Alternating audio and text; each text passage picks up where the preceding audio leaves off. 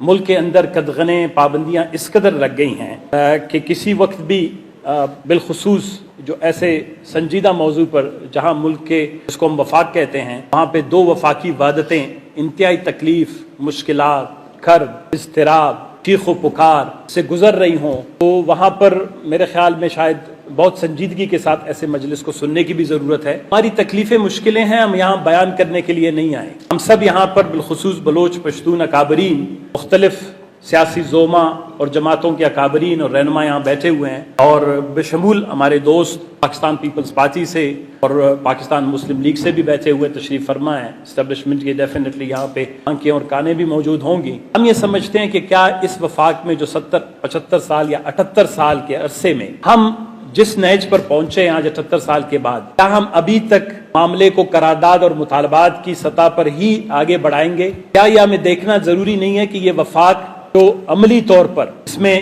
نہ برداشت ہے، نہ رواداری ہے، نہ اخلاص ہے، نہ مساوات ہے، نہ برابری ہے، نہ انصاف ہے، نہ ہمدردی ہے۔ وفاق جب بنتے ہیں، وفاق جتنی قومیتیں اس میں شامل ہوتی ہیں وہ بنیادی طور پر ان مشترکات کی بنیاد پر بنتی ہیں، جہاں پر رواداری ہوتی ہے، انصاف ہوتا ہے، مساوات ہوتی ہے، برداشت ہوتا ہے۔ یہ تمام چیزیں جب نہیں ہوتی ہیں تو آپ کو پھر یہ نظر آتا ہے کہ جو بلوچستان، بلوچ اور پشتون کی زندگیاں جو ہے وہ روز سولی پہ چڑھی ہوتی ہیں۔ بلوچ مائیں بہنیں، پشتون مائیں بہنیں، یہ تقریباً گزشتہ 15-20 سال سے یہ مناظر تھے کہ یہاں پر پشتون خواتین جو ہے اسلام آباد کی سڑکوں پر، یا جو ڈسپلیس تھے، جو گھروں سے بے گھر کر دیے گئے تھے، یا جن کے بچے لاپتہ ہیں، وہ مائیں بہنیں بیٹیاں یہاں اسلام آباد میں روز آ کے چیخ و پکار کرتی تھی۔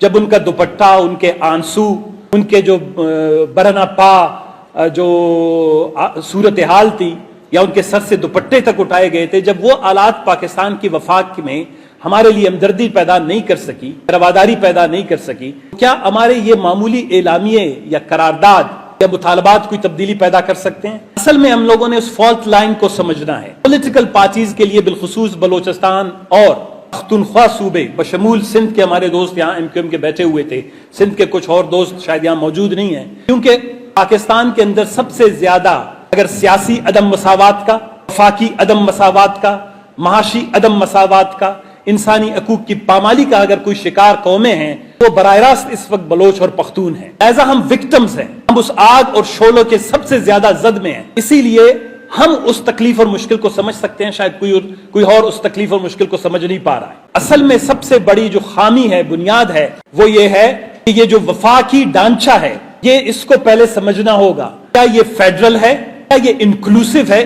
کیا یہ اس میں کثیرتی یا وہ کیا کہتے ہیں پلورلسٹک، انکلوسیو جو اس کے وہ کیا کہتے ہیں انگریڈینٹس شامل ہیں، یا یہ خالصتاً ایک میجورٹیرین امپیریلسٹ اسٹیٹ بن چکا ہے جہاں پر آبادی کی بنیاد پر، آبادی کی اکثریت کے بنیاد پر پارلیمنٹ کی تشکیل ہوتی ہے، آبادی کی بنیاد پر وسائل کی، نیشنل فائنانس کمیشن اور دیگر وسائل کی تقسیم ہوتی ہے، ملازمتوں کی تقسیم ہوتی ہے، وفاقی کابینہ میں نمائندگی کی تفویض آبادی کی بنیاد پر ہوتی ہے، داخلی اور خارجی پالیسیاں وہ اکثریت کی بنیاد پر بنائی جاتی ہیں۔ تو یہ فیڈریشن نہیں ہے، ایک وفاقی نظام نہیں ہے، یہ ایک میجورٹیرین کیا کہتے ہیں کہ مسلط کردہ ایک ہمارے اوپر ایک ڈھانچہ ہے، اور جب تک اس ڈھانچے میں بنیادی تبدیلیاں لائی نہیں جاتی۔ 1973 کا آئین اپنی اہمیت اور حیثیت کھو گیا ہے، 18ویں ترمیم تو دور کی بات ہے، ہم بار بار یہ دہرا رہے ہیں کہ 18ویں ترمیم پر عمل درآمد کیا جائے۔ اگر آپ 18ویں ترمیم کے عمل کیا کہتے ہیں کہ وقوع پذیر ہونے سے ناواقف ہیں تو میں آپ کو بتاؤں کہ اس کو بھی 18ویں ترمیم کو اس نہج تک لانے میں یا پاکستان میں موضوع بحث بنانے میں بلوچ اور پشتونوں کا خون بہا گیا۔ اس خون بہا کے بدولت، اس خون بہا کے بدلے ملک میں 18ویں ترمیم متعارف کی گئی، نواب اکبر خان بگٹی کی شہادت ہوئی، سینکڑوں لاکھوں لوگ جو ہیں اپنے گھروں سے جلا وطن ہوئے، بے گھر ہوئے، سینکڑوں کی تعداد میں سیاسی کارکن شہید کر دیے گئے، ماورائے آئین اور ماورائے قانون قتل کر دیے گئے، اس کے بعد لاپتہ کر دیے گئے۔ تو یہ خون بہا میں اس ملک کے اندر 2006 کے بعد 2005 اور 6 کی جو کمیٹیاں بنی وہ تسلسل کے ساتھ وہ 18ویں ترمیم پہ جو ہے وہ منتج ہوا، جو کنکرنٹ لسٹ 1973 میں جب آئین بن رہا تھا بلوچستان کے 5 نمائند، نواب خیربخش خان مری، ڈاکٹر عبدالعلی بلوچ، جینیفر موسیٰ اور 2 ہمارے اکابر، تو جب انہوں نے دستخط کرنے سے انکار کر دیا تو حفیظ پیرزادہ صاحب قومی اسمبلی کے فلور پہ آئے، انہوں نے ہاتھ جوڑ کے کہا کہ یہ جو کنکرنٹ لسٹ ہے جس میں 45 محکمے شامل ہیں، یہ 45 محکمے 10 سال کے بعد ختم کر دیے جائیں گے. یعنی وہ 18ویں ترمیم 10 سال پہلے 1973 یا 1983 میں ہی آنا تھا. 18ویں ترمیم کیا ہے؟ کنکرنٹ لسٹ کا خاتمہ ہے. قدرتی وسائل پر صوبوں کا قومیتوں کا اختیار ہے. قدرتی وسائل کی جو ہے منصفانہ تقسیم ہے جو ابھی تک نہیں ہوئی. میں آپ کو چھوٹا سا کچھ تجاویز ہے. میں یہ سمجھتا ہوں کہ آل پارٹیز کانفرنس کے تحت بجائے ہم رونے دھونے کے یا یہ کرنے کے کہ ہمارے لاپتہ ماؤں بہنوں بیٹیوں کو رہا کر دو، ہمارے اوپر فوجی آپریشن بند کر دو، ہمارے قدرتی وسائل لے جا رہے ہو اس میں ہمارا جو ہے منصفانہ حصہ دے دو، یا جو یہ جو پاور اسٹرکچر ہے، جو یہ سیاسی ہمارا جو ڈانچہ ہے، اس میں ہمیں چھوٹی سی مہربانی کر کے الیکشن میں داندلی نہ کر کے ہمیں 2-4 سیٹیں دے دو. شاید مطالبات اسی طرح کے ہی ہو رہے ہیں اور یہ مطالبات آپ ساری زندگی کریں، آنے والے 100 سالوں تک کریں، آپ کی 100 اور نسلیں اسی طرح تکلیف اور مشکلات کا شکار ہوں گی. اگر آپ کو یہ بات سے واقفیت نہیں ہے کہ بلوچستان کے اندر اس طرح کی سیاسی جو اس طرح کی اضطراب ہے یا ایک بغاوت ہے یا ریاست کے حوالے سے بیگانگی ہے، اس کی بنیادی وجہ یہ نہیں ہے کہ وہ فارم 47 کے جو ہے کو مسترد کر کے جو ہے وہ صاف اور شفاف الیکشن چاہتے ہیں. مثال کے طور پر میں آپ کو بتانا چاہتا ہوں، پاکستان کے اس ڈانچے میں اگر آپ 100% بھی درست الیکشن کروائیں، آپ کو وزیر اعظم منتخب کرنے کے لیے، کیونکہ سینٹ میں میرا بھائی ایمن ولی خان ابھی بیٹھا ہوا ہے، میں اس سینٹ میں 2003 میں ممبر بنا اور 2008 تک اس سینٹ کا ممبر رہا. اس وقت تو پھر بھی بہت ہی قابل، فاحق اور یہ پیسوں سے منتخب ہونے والے سینیٹر نہیں آتے تھے، بڑے پولیٹیکل ہوتے تھے، خاندانوں سے آتے تھے، سیاسی جماعتوں سے آتے تھے، تربیت گاہوں سے آتے تھے، ذہنی اور شعوری طور پر بہت ہی جامع سوچ رکھنے والے لوگ آتے تھے. اس وقت میں کی بھی سینٹ کی جو حیثیت ڈیبیٹنگ سوسائٹی سے زیادہ نہیں تھی. آج کا سینٹ تو تقریباً وہ چیمبر آف کامرس بن گیا ہے، extension of chamber of commerce ہے، چیمبر آف کنسٹرکشن ہے، کمپنیز ہے، چیمبر آف بزنس ہے، ٹریڈ ہے. تقریباً چیمبرز کے جتنے جو لوگ ہیں وہ آج کل سینٹ میں آئے ہوئے ہیں کہ سینٹ کی ان کمیٹیوں میں بیٹھ کر اپنے جو ہیں وہ ملٹی نیشنل یا نیشنل جو ان کے انٹرپرینیورشپس ہیں، انٹرپرائزز ہیں یا انڈسٹریل ان کے انٹرسٹ ہیں، ان کا مفادات کریں.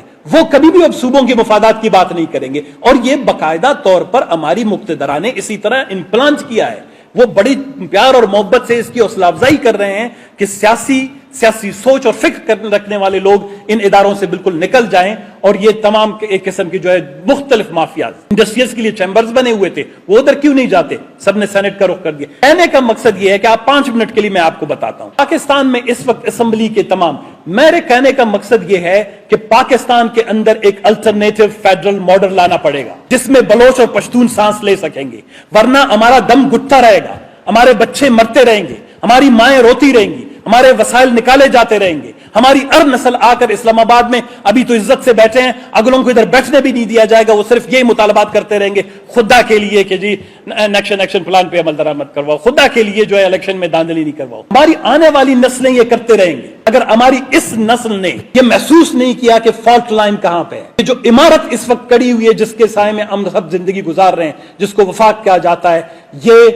فالٹ سے، یہ دراڑوں سے بھرپور ہے. جب تک آپ نے اس وفاق کے فالٹ لائنز کو، اس کی دراڑوں کو نہیں سمجھنے کی کوشش نہیں کی ہے، اس وقت تک پاکستان کے اندر بالخصوص ہم جیسی قومیں جن کو صرف آبادی کی بنیاد پر حقیر سمجھا جائے. بلوچ کی حیثیت کیا ہے؟ 70-78 سال میں آپ کو بتاتا ہوں بلوچ کی حیثیت کیا رہی. بلوچ کی حیثیت یہ ہے کہ آبادی کی بنیاد پر خیرات اور زکات میں 2-4 روپے بچ جاتے ہیں نفسی کے، وہ بلوچستان کو تما دو. خیرات اور زکات کی 6 یا 7 سیٹیں قومی اسمبلی میں دے دو. خیرات اور زکات کی 2-3 ملازمتیں وفاقی حکومت میں بچ جاتی ہیں، وہ ان کو دے دو، وہ بھی نہیں ملتی ہیں. خیرات اور زکات میں اگر فورن آفس میں 2-4 کلرک کی سیٹیں بچ جاتی ہیں تو وہ دے دو. ہم تو آبادی کی بنیاد پر اس وفاق میں نہ ہماری رقبے کی حیثیت ہے، نہ ہمارے وسائل کی حیثیت ہے، نہ ہمارے سرحدات کی حیثیت ہے، نہ انگریزوں کے خلاف 200 سال تک لڑنے والی ہماری جنگ اور اس خطے میں قربانیوں کی کوئی حیثیت ہے. اس وفاق میں ہماری کون سی چیز کو کیلکولیٹ کیا گیا ہے، اس کا وزن دیا گیا ہے، اس وزن کی بنیاد پر اس وفاق میں بلوچ اور پشتون کی کہاں ہے حیثیت؟ اب آبادی کے علاوہ پشتون کی ادھر حیثیت اور ایسے مجھے وفاق میں گن کے بتائیں اور دکھائیں، بلوچ کی دکھائیں. وفاق اس لیے تو نہیں بنائے جاتے کہ آپ آبادی کی بنیادوں پر ہم بھیڑ بکریاں ہیں کہ آپ ہمیں آبادی کی بنیاد پر روز گننا شروع کرتے ہیں. لیکن جب ہمارے وسائل کی بات ہوتی ہے، 1953 سے ہماری گیس کو آپ آبادی کی بنیاد پر نکالتے، جتنی ہماری آبادی تھی 6% بلوچستان سے گیس نکالتے، باقی 96% گیس جو ہے بلوچستان میں رہنے دیتے. لیکن ہماری گیس جو آپ نے 100% نکالتے ہیں، پہلا 100% نکالیں گے. کاپر، گولڈ، ڈائمنڈ، آئل، اور جو ابھی جس طرح ہمارے بزرگوں نے بھی کہا کہ ابھی ریئر ارتھ ایلیمنٹس کی بات ہو رہی ہے، جب ان کو نکالنے کی بات ہوتی ہے، یہ نہیں کہتے ہیں کہ یار صرف 6% ریئر ارتھ ایلیمنٹس ہم بلوچستان سے نکالیں گے، باقی 96% چھوڑیں گے کیونکہ ان کی آبادی جب نکالنے کی بات آتی ہے ہماری آبادی کی بات نہیں کی جاتی، لیکن جب دینے کی بات آتی ہے ہر جگہ پر ہم پہ یہ تانا دیا جاتا ہے کہ جی ہم آپ کو آبادی کی بنیاد پر دیں گے۔ اب میں آپ کو بتانا چاہتا ہوں، آپ بلوچ، پشتون، بالخصوص ہمارے سندھی اور دیگر اسٹیک ہولڈرز یہاں بیٹھے ہیں، ہمارے پنجاب سے بھی معتبر دوست بیٹھے ہیں جو اس وقت وفاق کی فیڈریشن کی نمائندگی کر رہے ہوں گے، آپ مجھے بتائیں 342 کی اسمبلی، 266 جو ہیں وہ جنرل اسمبلی پہ الیکٹ ہونے والے لوگ ہیں، اس میں سے آپ مجھے بتائیں کہ 342 میں سے وزیر اعظم کا انتخاب کتنے ووٹوں پر ہوتا ہے؟ طاقت کا سرچشمہ کہاں پہ ہے میں بھی آپ کو گن کے بتاؤں۔ وزیر اعظم کے انتخاب کے لیے اسی لیے ساری زندگی کوئی بلوچ اور پشتون اس ملک کا حقیقی طور پر، جمہوری طور پر وزیر اعظم نہیں بن سکتا۔ ہماری حیثیت ہندو عیسائی اقلیت کے برابر بھی نہیں ہے۔ آپ 170 سیٹیں 179 سیٹیں لا سکتے ہیں، 180 سیٹیں کبھی آپ اس وفاق کے اس پولیٹیکل فریم ورک میں، جو اس کا جو پولیٹیکل اسٹرکچر ہے، ڈانچہ ہے، جو پارلیمنٹ ہے، جس میں ون پرسن ون ووٹ کی بنیاد پر جو تشکیل دیا گیا ہے، اس میں آپ کی حیثیت کیا ہے اگر جس میں جائز الیکشن بھی ہوتے ہیں، شفاف الیکشن بھی ہوتے ہیں؟ آپ پشتون بلوچ اپنے آپ کو بتائیں، کہیں پر بھی آپ کی حیثیت برابری کی نہیں ہوگی۔ وفاق کے معنی برابری ہوتی ہیں، مساوات ہوتا ہے، ایکولیٹی ہوتی ہے، انکلوسیویٹی ہوتی ہے، ڈائیورسٹی کو جو ہے پروموٹ کیا جانا چاہتا ہے، اس کی ایکسپٹنس ہوتی ہے۔ یہاں یہ تمام چیزیں گزشتہ 77 سالوں سے ان کو روندا جا رہا ہے۔ 180 سیٹیں ساری زندگی بلوچ، پشتون، سندھی مل کر بھی وہ نہیں لا سکتی اور پی ایم اپنا منتخب نہیں۔ ابھی اس وقت آپ جا کے ویب سائٹ پر دیکھیں، اس وقت تقریباً 46 کے قریب وفاقی وزراء، special assistant to prime ministers, advisors, state ministers بیٹھے ہوئے ہیں۔ گن کے دکھائیں مجھے بلوچ اور پشتون اس میں، گو کہ یہ فارم 47 والے ہی صحیح بالکل۔ آپ مجھے ان کی حیثیت دن کے بتائیں، آپ پاکستان کی ٹاپ پوزیشنز بتائیں جو پولیٹیکل ہیں، جو ملٹری ہیں، جو اسٹیبلشمنٹ سے ریلیٹڈ ہیں، جو پاکستان کے اندر کرتا درتا ہے، فیصلے کرنے والے ہیں، اس میں مجھے آپ اپنی حیثیت بن کے دکھائیں۔ کہنے کا مقصد یہ ہے کہ جب اس کا طاقت کا منبع سینٹ کو فیڈریشن میں ہونا چاہیے تھا، یہ میرے بھائی بیٹھے ہیں، مل ولی خان صاحب بتائیں، منی بل آپ تو اس پہ بحث ہی نہیں کر سکتے، اگر بحث کریں گے تو اس کو منظور نہیں کروا سکتے، نہ آپ کی سفارشات کو قومی اسمبلی میں مانا جاتا۔ تقریباً 26-30 ارب روپے سینٹ اور اس پہ مل کر مشترکہ جو ہے سالانہ خرچ ہوتے ہیں، اس میں آپ مجھے بتائیں ان میں سے کون سا فیصلہ ہے آج تک قومی اسمبلی میں بلوچستان اور پختونخوا صوبے کی تکلیف اور مشکلات کے اوپر بحث اور مباحثہ ہوا ہے؟ جب ہم سینٹ میں ہوتے تھے تو ہم نے، میرے محترم بیٹھے ہوئے آفتاب شیر پاؤ صاحب جو اس وقت وزیر داخلہ ہوا کرتے تھے، میں بہت عمر میں چھوٹا ہوں ان سے پوچھیں، ہم نے فیڈریشن کے ناک میں دم کر رکھا تھا، تب جا کے بلوچستان پہ پارلیمانی کمیٹی بنی۔ بلوچستان میں نواب اکبر خان بگٹی نے ان کے ناک میں دم کر رکھا ہوا تھا کہ بلوچستان سے متعلق پارلیمانی کمیٹی بنی۔ چودھری شجاعت صاحب اور مشاہد حسین صاحب کے احسانات نہیں تھے، جنرل مشرف کی کوئی ایسی سوچ اور خواہش نہیں تھی کہ وہ بلوچستان کے اوپر اتنی بڑی پارلیمانی کمیٹی، وہ پارلیمانی کمیٹیاں بنی جنہوں نے بعد میں 18ویں ترمیم کی بنیاد گریجولی رکھی۔ لیکن وہ ایسا وقت تھا کہ کم از کم ان اداروں میں ایک ایسی آوازیں تھی، سنجیدہ آوازیں تھی، اور بہت پریشر تھا، لیکن بدقسمتی سے جو بھی کمیٹیوں کی سفارشات ہوئی، ان سفارشات میں سے ایک پر بھی عمل درآمد ہوا۔ میں نے خود چھوڑے، یہ پروفیسر خورشید صاحب ہمارے ساتھ سینیٹر ہوا کرتے تھے، ان کی کتاب ہے بلوچستان کے مسائل اور وسائل سے متعلق، وہ پڑھ کے دیکھ لیں، جس میں ہماری سب کے ریفرنسز اور کمیٹیوں کی ساری چیزیں پڑھی ہوئی۔ تو کہنے کا مقصد یہ ہے، پہلی تجویز میری میں سمجھتا ہوں آل پارٹیز کانفرنس کی جانب سے، بلوچ پشتون سیاسی جماعتوں اور زوما کی جانب سے یہ آنا چاہیے کہ رونا دھونا ہم نے بہت کر لیا، آپ یہ لے گئے، ہمارا وہ لے گئے، ہماری مائیں چھوڑ دو، ہماری بہنیں چھوڑ دو۔ اب قومیں اگر رونے دھونے پر 70-78 سال ہی ہم نے گزارا کرنا ہے تو میرے بھائی 15-20 سال 30 سال 40 سال اور کر دیں۔ بالکل اچھا ٹائٹل ہے، enough is enough. It doesn't mean کہ we are ready to fight. We are ready to negotiate logically and factually کہ اس فیڈریشن کے اندر ہم دلیل کی بنیاد پر، عقائد کی بنیاد پر، دنیا کے بین الاقوامی اصولوں کی بنیاد پر آپ کے ساتھ بات کرنا چاہتے ہیں کہ ہاں اگر آپ ایک flexible, pluralistic, inclusive federal model بنانا چاہتے ہیں تو ہمارا وزن اس میں کیا ہوگا، ہماری حیثیت اس میں کیا ہوگی، ہمیں کیسے آپ اس میں ایکوموڈیٹ کریں گے، ہماری آواز کو کس جگہ پر آپ اس کی سنوائی ہوگی۔ آپ سب صبح سے بیٹھے ہوئے، کسی نے بھی کانسٹیٹیوشن کا نام لیا؟ بہت کم لوگوں نے لیا۔ 18ویں ترمیم کانسٹیٹیوشن کے اندر 8, 9, 10 سیف گارڈز ہیں، انسٹیٹیوشنز ہیں، اینکرڈ کیے گئے، انکارپوریٹ کیے گئے کانسٹیٹیوشن کے اندر۔ کونسل آف کامن انٹرسٹ ہے، نیشنل اکنامک کونسل ہے، NFC ہے، جوڈیشری ہے، پروونشل سبجیکٹ ہے پورا، प्रोविंस और फेडरेशन के दरमियान। क्यों कोई इसकी बात नहीं करता? हर कोई बात करता है कि हम ताकतवर के साथ बात करेंगे। ताकतवर आ जाए, दूसरा आ जाएगा, वो कहेगा पुराने की मुझे जरूरत नहीं। जनरल मुशर्रफ आया था, मुख्तलिफ मिजाज, मुख्तलिफ पॉलिसियां। हर वो ताकतवर आता है, वो अपने मुख्तलिफ मिजाज के साथ मुख्तलिफ पॉलिसियां बनाता है। हमने बात करनी है आइन के साथ, हमने फॉर्म 47 की हुकूमत के साथ भी बात नहीं करनी है। इस आइन के अंदर अगर कोई बहुत बड़ी तब्दीली की गुंजाइश इस फेडरेशन में है, हमें उसका रीथिंक करना होगा, इसके पॉलिटिकल स्ट्रक्चर को और उसके फ्रेमवर्क को। आपने पार्लियामेंट की हैसियत ऐसी नहीं बनानी होगी जिसमें आप आबादी की बुनियाद पर वजीर आजम का इंतखाब न कर सकें, आप आबादी की बुनियाद पर वफाकी काबीना का जो है इंतखाब न कर सकें, आप आबादी की बुनियाद पर कुदरती वसाइल की बशमूल मालियाती वसाइल जिसको नेशनल फाइनेंस कमीशन के ऊपर कहा जाता है उसकी तकसीम न कर सके। जब तक हमने एक अल्टरनेटिव मॉडल, आज तो हमारे पास पहुंच से पड़े हुए हैं, लेकिन अभी उनको अगर हम जिक्र करेंगे किसी इंटेलेक्चुअल और एकेडमिक और पॉलिटिकल डिस्कशन में चले जाएंगे। इस सेमिनार के तवस्सुत से मैं ये कहता हूं कि हमारा एलामिया ये जरूर आए, लेकिन हमने जो है मिल बैठ के तमाम पॉलिटिकल पार्टीज ने बिलखुसूस बलोचिस्तान, सिंध और पख्तूनख्वा के कि हमारे आबाओ अजदाद की जितनी तारीखी तकारीर हैं,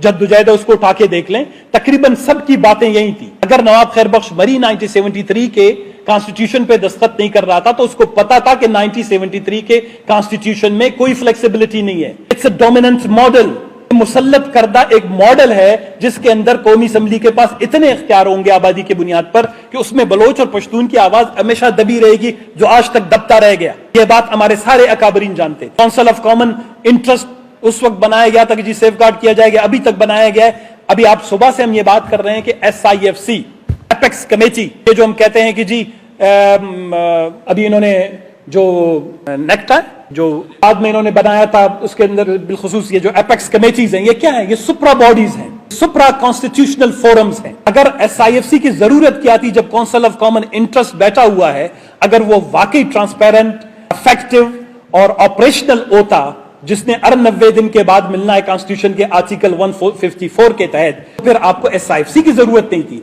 अब SIFC क्या है?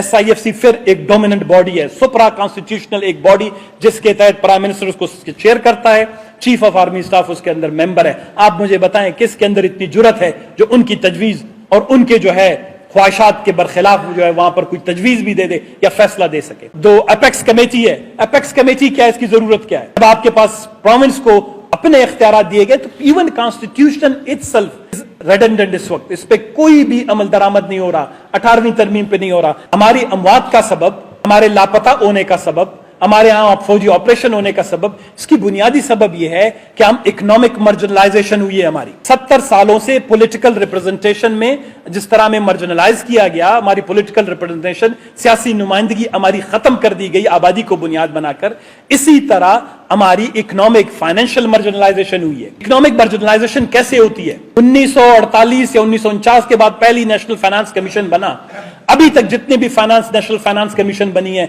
मैं दावे से कहता हूं, मैं यहां पर चैलेंज करता हूं वफाक पाकिस्तान के सबसे बड़े फाइनेंशियल एक्सपर्ट्स को, इकोनॉमिक एक्सपर्ट्स को, फेडरलिस्ट्स को, कि वहां मुझे यह साबित करवाए कि दिखाएं कि दुनिया के अंदर कुदरती मालियाती वसाइल की तकसीम सिर्फ आबादी की बुनियाद पर होती। आप अफ्रीका में बनाना रिपब्लिक में भी, किसी बनाना रिपब्लिक में भी चले जाएं, वहां पर भी जो नेशनल फाइनेंस कमीशन है, वो उसका जो मॉडल होता है, वो फेडरल जो सिस्टम में होता है, वो बड़ा इंक्लूसिव होता है। मिसाल के तौर पर पाकिस्तान के अंदर 82% जो है वो आबादी की बुनियाद पर दिया जाता है, बाकी 12% दिया जाता है तकरीबन गुर्बत की बुनियाद पर। अगर मैं आपको एक फिगर पढ़ के बताऊं, आपको हैरत होगी। वक्त की कमी है, मेरे ख्याल साहब मुझे अभी नोटिस भी देने जा रहे थे, वक्त की कमी है कि वो जो 10-12% जो गुर्बत के लिए रखे गए हैं, आपको पता है वो कितने बनते हैं? वो 850 अरब रुपए बनते हैं। 850 अरब रुपए को जब बाकायदा 10% को गुर्बत की बुनियाद पर तकसीम करते हैं, वैसे तो सबसे गरीब सूबा बलोचिस्तान और खैबर पख्तूनख्वा है 70% मल्टी डायमेंशनल पॉवर्टी इंडेक्स में, लेकिन आपको हैरत होगी कि उस गरीबत के भी 50% पैसे दोबारा जो है वो पंजाब को चले जाते। मुझे पंजाब से कोई गिला नहीं, उधर भी मेरे आधा कौम आदि कौम मेरी बलोच आबाद है, लेकिन बात फेडरल मॉडल की होती है तो उसमें भी गुर्बत का जो क्राइटेरिया में 10% है, यानी दिखाने को तो जी 82% आबादी है, 10% गुर्बत है, 2% बैकवर्डनेस है, 2% जो है वो टैक्सेस के हैं। ये हमारी नस्लों की तबाही और बर्बादी का बायस बन रहा है। हम गुज़िश्ता 70 साल से हमारी नस्लें भूख प्यास का शिकार हुई। تعلیم سے محروم ہوئی. جو نوجوانوں نے بندوق اٹھا کے پہاڑوں پہ گئے ان میں ہم تعلیم یافتہ بھی ہیں. اب تعلیم یافتہ بھی لوگ چلو مجبور ہو کر چلے جا رہے ہیں. ہم ان سے بھی ہاتھ جوڑتے ہیں کہ لڑائی جھگڑا اس مسئلے کا حل نہیں ہے, لیکن ہم ان کو کیا بتائیں کہ اسلام آباد کے اندر کوئی سنجیدہ ڈسکشن, ڈیبیٹ اور ڈائلاگ کے لیے تیار نہیں ہے. مولانا فضل الرحمان صاحب نے بڑی اچھی بات کی, نیشنل ڈائلاگ کی, لیکن نیشنل ڈائلاگ ہونا چاہیے پاکستان کے فیڈرل ماڈل کے اوپر. نیشنل ڈائلاگ صرف الیکشن پہ نہیں ہونی چاہیے. آپ اگر صاف اور شفاف الیکشن کروا کے مجھے 20 کے 20 سیٹیں جو ہیں بلوچستان نیشنل پارٹی کو یا بلوچستان کی کسی بھی بیٹھی ہوئی سیاسی جماعت کو دے دیں, میں آپ کو الفیہ کہوں گا, میں بلوچستان کے نوجوانوں کی جو کہ چہرے پر وہ محرومی ختم نہیں کر سکتا. لہذا الٹرنیٹو ماڈلز, فیڈرل ماڈل پہ ہمیں بات کرنی پڑے گی. یہ بلوچستان اور پشتونخوا کے ہمارے دوستوں کی طرف سے, اسٹیک ہولڈرز کی طرف سے آنی چاہیے, سندھ بھی اس میں آنی چاہیے. دوسری بات یہ ہے جو اکنامک ماڈل ہے جو این ایف سی کا, میں آپ چھوٹی سی آپ کو مثال دوں گا, وقت آپ کا ضائع نہیں کروں گا. انڈیا سے ہماری کتنی شکایتیں, جھگڑے جنگیں اپنی جگہ پہ ہیں. 28 ان کے یونینز ہیں, اسٹیٹس ہیں جن کو کہتے ہیں. 28 اسٹیٹس میں ان کا جو یہ 15واں جو ہے نیشنل فائنانس کمیشن ہے, ہمارا 7واں ہے, کیونکہ ہمارے ساتھ جو ہے فائنانس کمیشن جو ہے وہ ملٹری ڈکٹیٹرشپس کہا گئے. 15ویں نیشنل فائنانس کمیشن کی تقسیم وہ کس طرح کر رہے ہیں؟ 45% وہ تقسیم کر رہے ہیں انکم ڈسٹنس کی بنیاد پر. انکم ڈسٹنس کیا ہے کہ ایک غریب صوبہ ایک امیر صوبہ ہے. اگر امیر صوبہ کی جو آمدنی ہے, انکم ہے, وہ زیادہ ہے اور غریب کی کم ہے, تو جو 45% ہے وہ تقسیم ہوتے ہیں, غریب صوبے کو اس 45% کا سب سے زیادہ رقم ان کو جاتی ہے. ان کا جو نیشنل فائنانس کمیشن کا جو ماڈل ہے, اس نے تمام یونینز کو اور اسٹیٹس کو اور ریاستوں کو ایک برابر لانے میں گزشتہ 15-20 سال میں اہم کردار ادا کیا ہے. اسی لیے آپ دیکھ رہے ہوں گے کہ انڈیا کے اندر انٹرنل انریسٹ, سوشل انریسٹ وہ کم ہو گیا ہے. آپ جتنی بھی بات کریں اپنی جگہ پر ہے, لیکن پولیٹیکل تھیورسٹ, فیڈرلسٹ, پولیٹیکل جو لوگ جانتے ہیں وہ انہوں نے اس کو کم کرنے کی کوشش کی. پاکستان کے اندر انٹرنل انریسٹ اور انٹرنل کانفلکٹ, انٹرنل پریشر کیوں بڑھ رہا ہے؟ اس کی وجہ یہ ہے کہ آپ کا جو پارلیمنٹری سسٹم ہے, فریم ورک ہے, ڈانچہ ہے, وہ فالٹی ہے. وہ بلوچوں اور پشتونوں کے لیے سانس لینے کی جگہ بھی مہیا نہیں کرتا. آپ کا اکنامک ماڈل ایکسیپٹیبل نہیں ہے. آپ کا سیکیورٹی ماڈل ہے وہ فالٹی ہے. وہ آپ کا سیکیورٹی سینٹرک ہے, وہ ہیومن سینٹرک نہیں ہے. جب تک آپ نے اس کو تبدیل نہیں کیا ہے, آپ کو پاکستان کے اندر یہ 5-6 چیزوں میں بہت بڑی ریفارم کی ضرورت ہے. اور میرے خیال میں ہمارے جو سارے موضوع جو تست ہے ہماری ڈسکشنز کا, ڈیبیٹس کا, ڈیلیبریشن کا, نہ صرف اس مجلس کا, فیوچر کا بھی, جس میں ہمارے کابرین شہید ہوئے ہیں, ہمارے دوست شہید ہوئے ہیں جنہوں نے بھی آپ کے وسائل کے اوپر کتابیں لکھی, خانزیب صاحب نے اور دیگر دوستوں نے, جو لوگ بولتے ہیں لکھتے ہیں. میرے خیال میں اب وقت اس بات کی ہے کہ ہم اس کو تھوڑا سا اور ایک اسٹیپ آگے بڑھائیں, اس کو ایک intellectually, politically, constitutionally debate federation کی طرف لے جائیں. سروائیول اسی میں, اگر آپ اس فیڈریشن کے اندر آپ کہتے ہیں کہ جی بلوچ بندوق نہ اٹھائیں, پشتون بندوق نہ اٹھائیں, انتہا پسندی کی طرف نہ جائیں, تو پھر آئیں ہمارے ساتھ لاجک کے اوپر, دلیل کے اوپر, منطق کے اوپر بات کریں. اور منطق یہ ہے کہ آپ کا جو فیڈرل ماڈل ہے وہ دنیا کے اندر یونیک ہے. یہ صرف پاکستان میں میجورٹیرین ماڈل ہے جو صرف آبادی کو سپورٹ کرتا ہے. یہ ماڈل فیڈرلزم کا دنیا کے اندر کہیں بھی وجود نہیں ہے. اگر آپ ہمیں ایک پیرالل اس کا دکھا دیں, ایک متبادل اس کا کہیں پہ دکھا دیں, یا اس کا ایک امپلہ فیڈرل ماڈل ہمیں دکھا دیں, ہم ہاتھ جوڑ کے آپ کو قبول کرنے کے لیے تیار ہیں. آپ نے جب تک اس فیڈرل ماڈل میں تبدیلی نہیں لائی ہیں, بالخصوص بلوچ اور پشتون اسی طرح تکلیف اور مشکلات کا شکار ہوں گے. میں آپ کا, ایمن علی خان صاحب, آپ کا, آپ کے دوستوں کا تہ دل سے مشکور ہوں. سردار اختر مینگل صاحب خود آنا چاہتے تھے, لیکن آپ کو پتا ہے ہمارے نقل و حرکت پر بھی پابندی ہے, اظہار رائے پر بھی پابندی ہے, حق رائے پر بھی پابندی ہے, تو ان کی نقل و حرکت پر بھی پابندی تھی, اس وجہ سے وہ نہیں آ سکے. تو میں تہ دل سے آپ کا مشکور ہوں. Thank you very much. Thank you.